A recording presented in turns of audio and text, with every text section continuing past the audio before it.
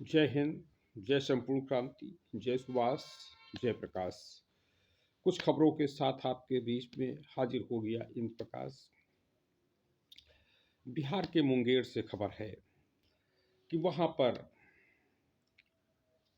किसानों के लिए खाद के लिए बड़ी समस्या है।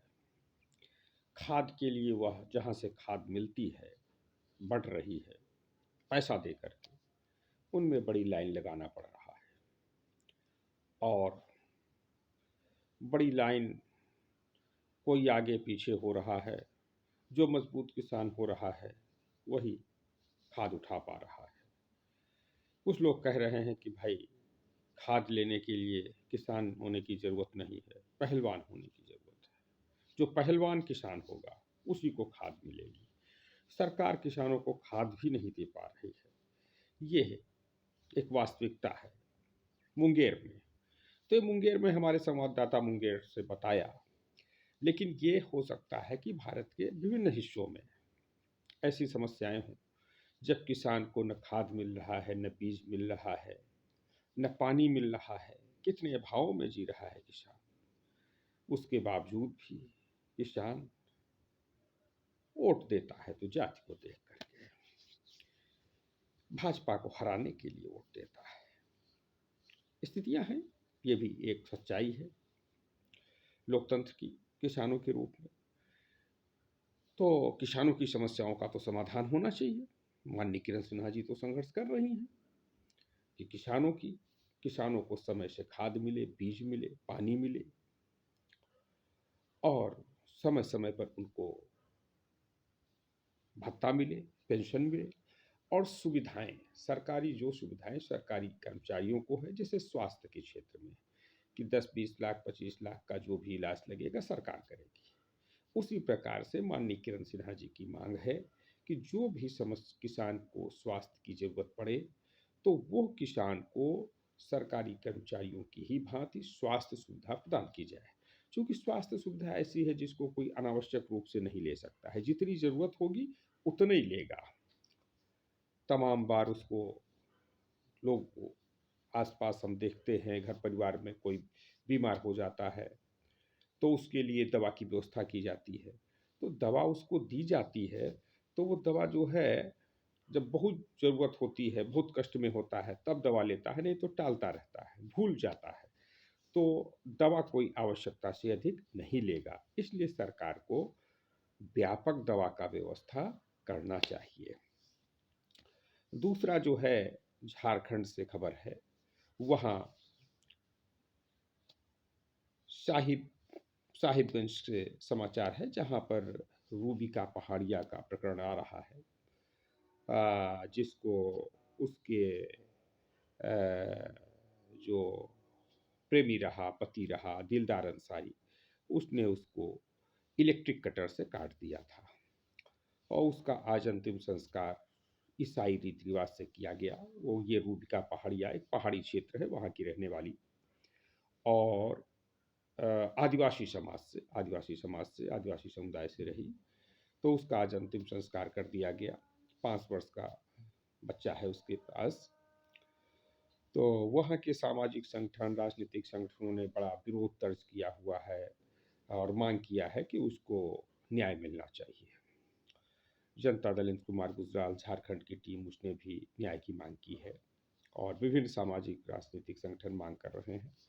कांग्रेस की विधायक वहाँ की अम्बा प्रसाद, उन्होंने भी मांग किया है। तो पूरे झारखंड में एक वो चल रहा है कि रूबिका को न्याय दिया जाए, रूबिका पहाड़िया को लेकर के। एक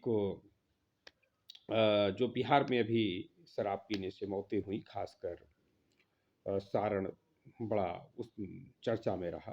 तो सारण की समस्याओं को लेकर के ये रविशंकर प्रसाद जी ने संसद में सवाल उठाया कि तमाम बड़े पैमाने पर ऐसी भी वहाँ पर जिनका अंतिम संस्कार नहीं किया गया। अंतिम संस्कार तो हुआ लेकिन पोस्टमार्टम नहीं किया गया। तो रविशंकर प्रसाद जी ने भी इस संसद में बात उठाई कि पोस्टमार्टम न करने पर उन्होंने चिंता व्यक्त किया और उन्होंने संसद में आवाज़ उठाई।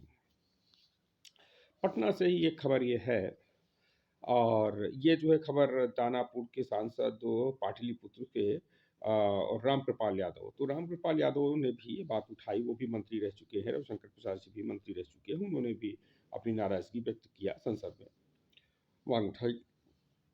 और एक प्रकरण वहाँ पर पटना का इस समय नगर निगम का चुनाव हो रहा है।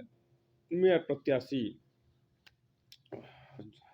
जनता दल आई की राष्ट्रीय अध्यक्षा श्रीमती चौधरी किरण सिन्हा जी ने माला सिन्हा को उम्मीदवार बनाया है। पटना से चुनाव लड़ा रही हैं माला सिन्हा जी को।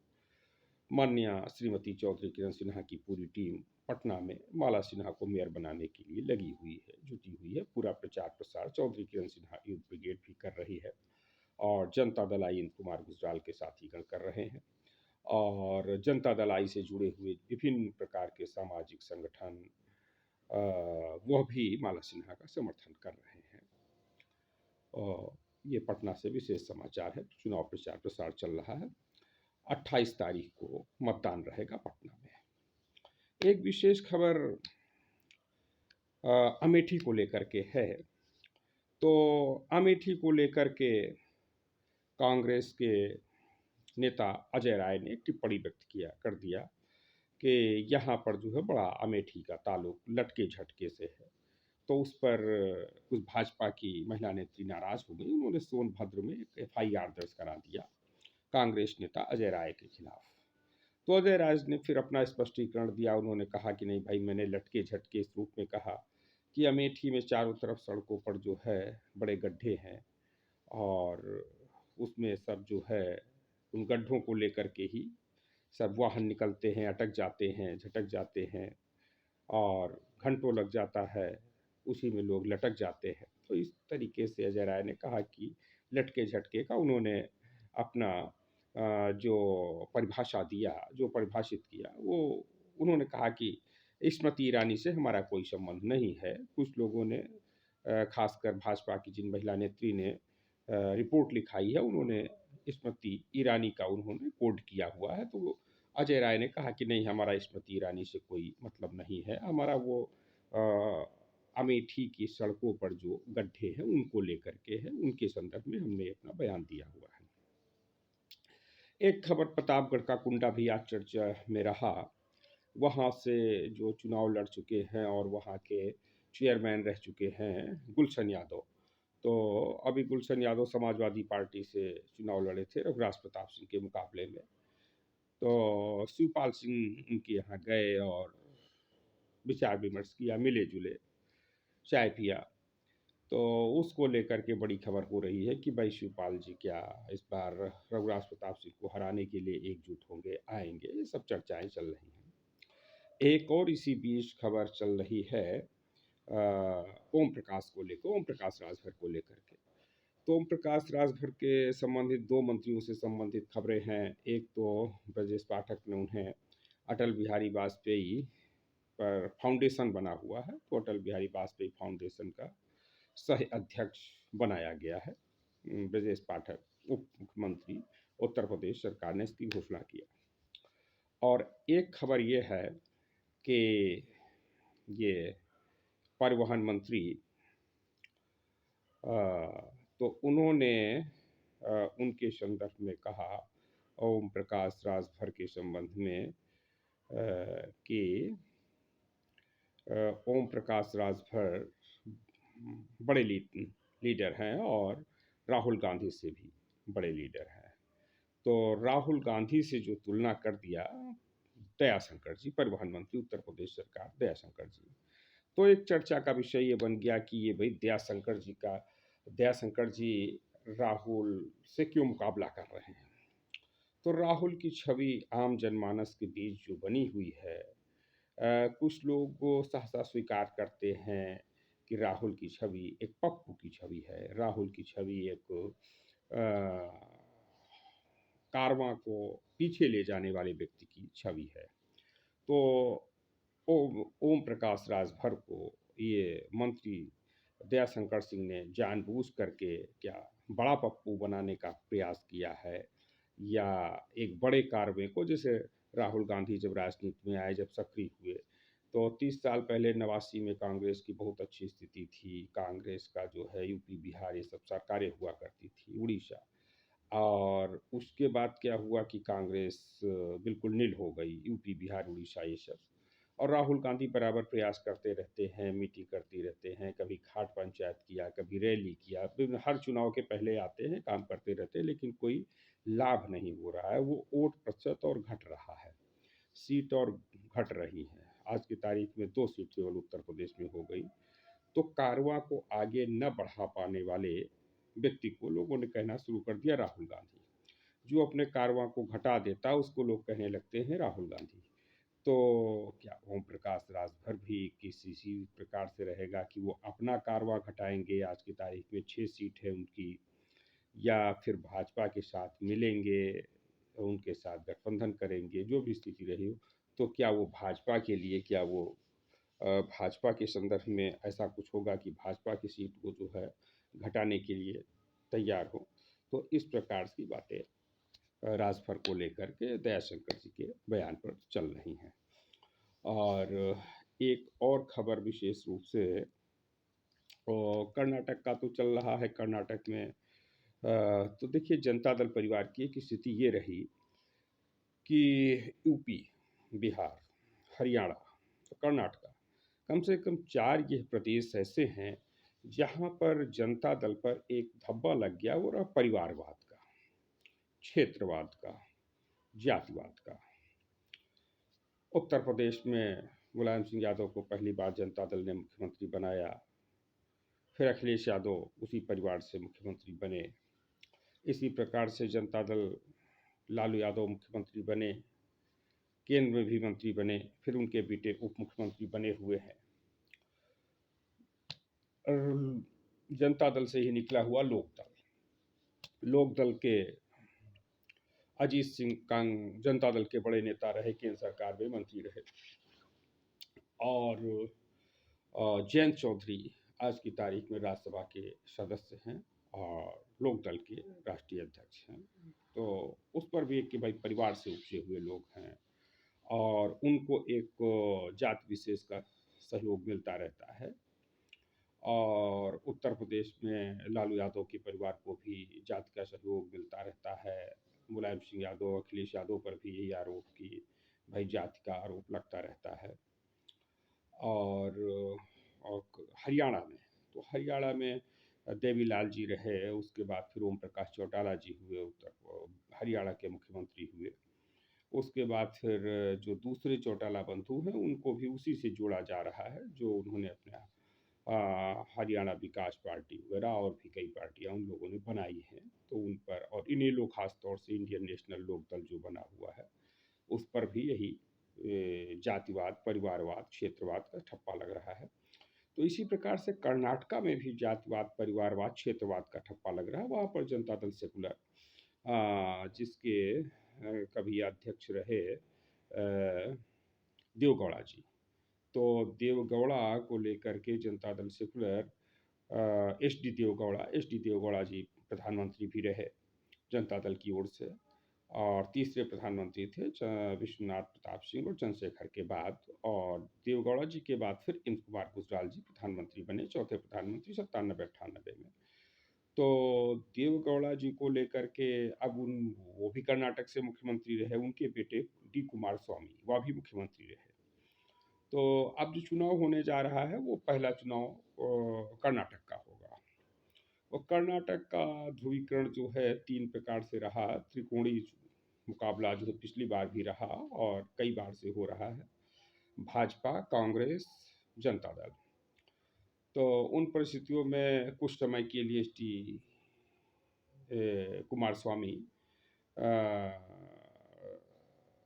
सरकार बनाने में कामयाब हो गए थे कांग्रेस के समर्थन से। लेकिन फिर कांग्रेस की जैसी फितरत है कि 2-3-4 महीने के लिए समर्थन देती है, फिर समर्थन वापस ले लेती है। तो कांग्रेस ने वहाँ पर समर्थन वापस ले लिया, फिर भाजपा की सरकार बन गई। तो बोहमई परिवार भी कभी जनता दल के ही संपर्क में था। और वहाँ पर जब